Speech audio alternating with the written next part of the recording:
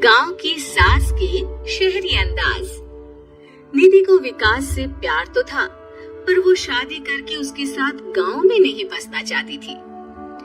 मुझे गांव अच्छा लगता है, पर दिक्कत यही है कि मैं वहाँ रह नहीं पाऊंगी। मुझे वहाँ के माहौल के बारे में कुछ भी नहीं पता है। अरे माहौल में ढल जाओगी तुम, थोड़ा टाइम तो लो। और विकास गांव में ही रह के ऑर्गेनिक खेती करता है, इतना अलग काम है। और यहाँ शहर में क्या है, कितना प्रदूषण और भीड़ है यहाँ। पर विकास यहाँ आके भी तो खेती कर सकते हैं ना। अरे शहर में एक प्लॉट लेने में जिंदगी भर की कमाई चली जाती है, खेत कैसे लोगे? सोच ले निधि, विकास गांव का है, वही उसका काम भी है।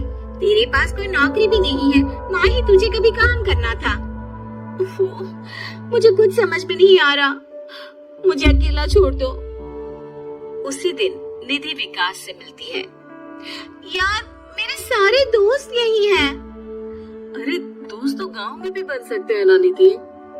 गांव के लोगों से कैसे दोस्ती कर पाऊंगी? मैं भी तो गांव का हूँ, मुझसे प्यार हो सकता है तो वहाँ के लोगों से दोस्ती भी हो ही सकती है ना।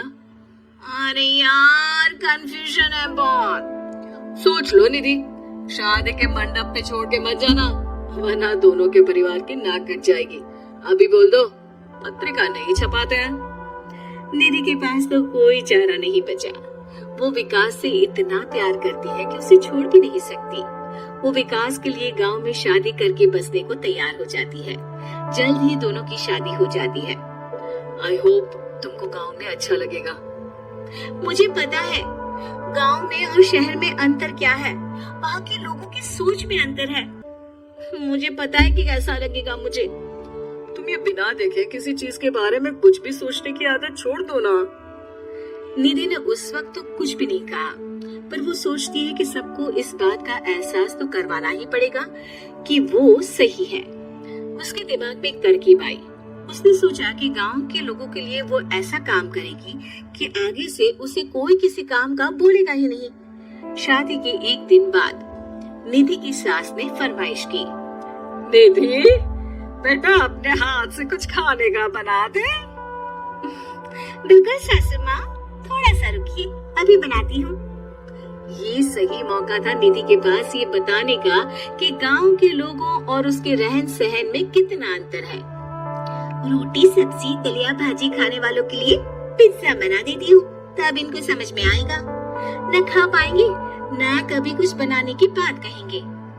थोड़ी देर में निधि सास के लिए पिज्जा बनाकर ले आती है। ये लीजिए माँ जी, आपके लिए मैंने ये बनाया है।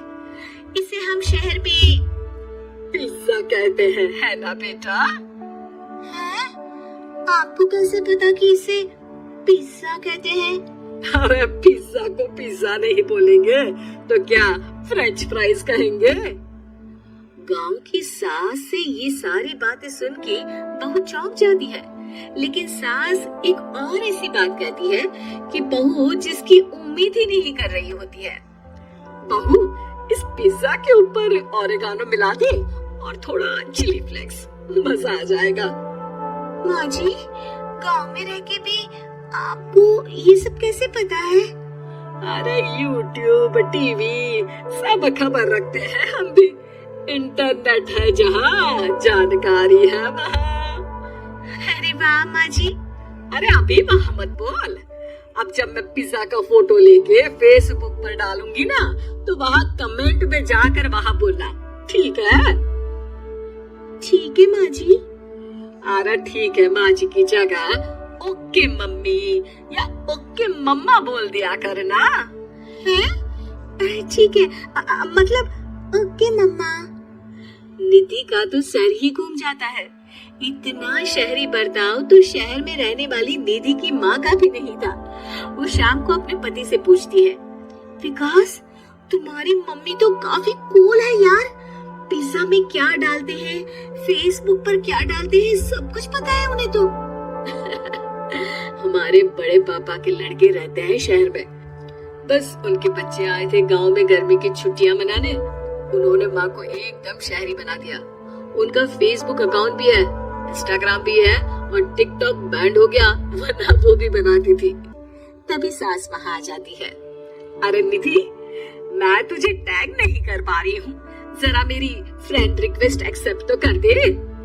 निधि की गांव को लेकर जो राय थी वो अपनी सासू माँ को देख के बिल्कुल बदल जाती है और अब निधि भी सोशल मीडिया पे अपनी सास के साथ लाइव आती है और कमेंट बाजी भी करती है ताकि सबको पता चले कि गांव में रह के भी उसका जीवन शहर जैसा ही है और उसके आसपास के लोगों के अंदाज भी एकदम शहरी है।